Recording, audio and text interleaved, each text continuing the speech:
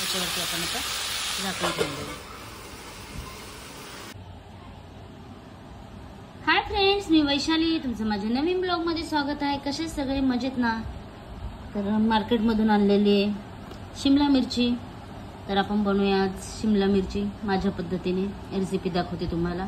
तर त्याच्यासाठी शिमला मिरची, कांदा, लसूण, टोमॅटो घेतलेला आहे. तर आपण सर्व याला कटिंग करून घेऊया. इथे आपण आता आपली शिमला मिरची कटिंग करून घेतलेली. तुम्हाला जर बारीक हवी असेल तर तुम्ही बारीक कटिंग करून घेऊ शकता. टोमॅटो, लसूण ठेचून घेतलाय, कांदा. तर चला आपल्या रेसिपीला सुरुवात करूया. कढईमध्ये आता 2-3 चम्मच तेल घेतलेले आहे आपण. तेल आपलं तापलेलं आहे. त्याच्यामध्ये आपण आता जिरे, राई टाकून घेऊया आणि ठेचलेला लसूण टाकून घेऊया मित्रांनो.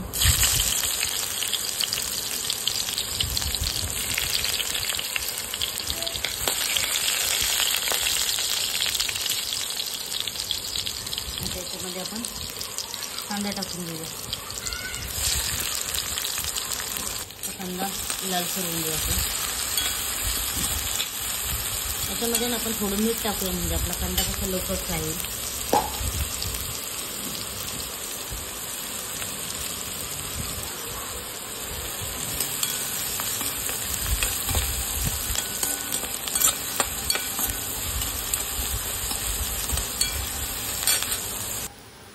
कांदा पाहू शकता आपला पूर्णपणे मस्त फ्राय झालेला आहे. त्याच्यामध्ये आपण टाकून घेऊया आता टोमॅटो. साध्या आणि सोप्या पद्धतीने भाजी आहे. घरच्याच सगळ्या साहित्यामध्ये, कमी साहित्यामध्ये बनवलेली पाहू शकता.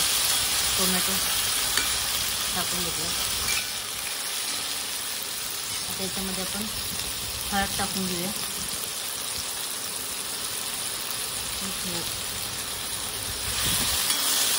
त्याच्यामध्ये मसाला टाकून घेते. मसाला कोणताच नाही, घरगुती जो मसाला मी बनवलेला आहे तोच टाकणार आहे. मला कसं तिखट हवं त्या तिखटनुसार मी इथे 2 चम्मच मसाला टाकलेला आहे घरगुती. बाकी कोणताच मसाला नाही टाकलेला. मिक्स करून घेऊ. टोमॅटो आपला सॉफ्ट होतो तोपर्यंत. पाहू शकता आपला टोमॅटो एकदम सॉफ्ट झालेला आहे. आता याच्यामध्ये आपण कापलेली शिमला मिरची आपण टाकून देऊ.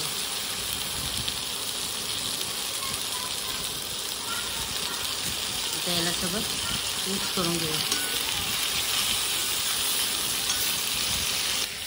भाजी सगळी मिक्स केलेली आहे. तर माझ्याकडून मोबाईल पकडायला नाही कोणी, त्याच्यामुळे मला मोबाईल खाली ठेवून करावं लागलं.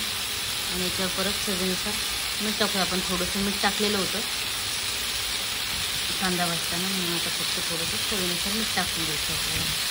आणि कॅप्सिकममध्ये आपल्याला ह्या शिमला मिरचीमध्ये बिलकुल पाणी नाही टाकायचं. अशीच ही भाजी आपल्याला शिजवायची आहे वाफेवरती. अशी पतली पतली कापलेली, त्याच्यामुळे ती लगेच शिजली जाणार आहे. त्याच्यावरती आपण आता झाकण ठेवून देऊया. त्याच्यावरती आपण आता झाकण ठेवून देऊ. मित्रांनो, आपली कॅप्सिकमची भाजी शिजली का काय आपण बघूया.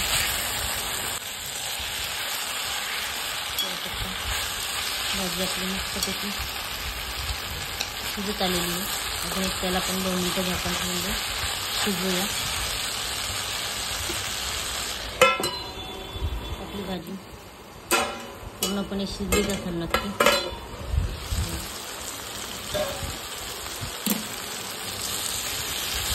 आपली भाजी मस्तपैकी शिजलेली आहे पाहू शकता. त्याच्यामध्ये आपण थोडासा आता शेंगदाण्याचा कूट टाकून देऊया. तुम्हाला आवडत असेल तर टाका, टाकू. शेंगदाण्याची कशी टेस्ट जरा आणखी छान येते. शिमला मिरची भरून पण खूप छान होते. त्याला मिक्स करूया मित्रांनो. आपली भाजी पाहू शकता किती छान झटपट तयार झालेली आहे. टिफिनसाठी ही भाजी टिफिनसाठी बनवलेली आहे. वाफेवर पाण्याचा थेंबही न यूज करता.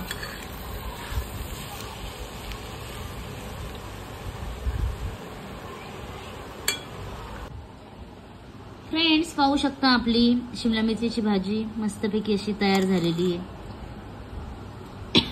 नक्की तुम्ही अशी एकदा ट्राय करा. खूप म्हणजे खूपच छान लागते, टेस्टी. मी बनवलेली आहे टिपिंगसाठी.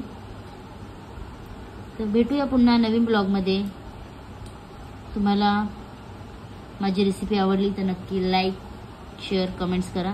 भेटूया पुन्हा नवीन ब्लॉगमध्ये. Tata, bye bye.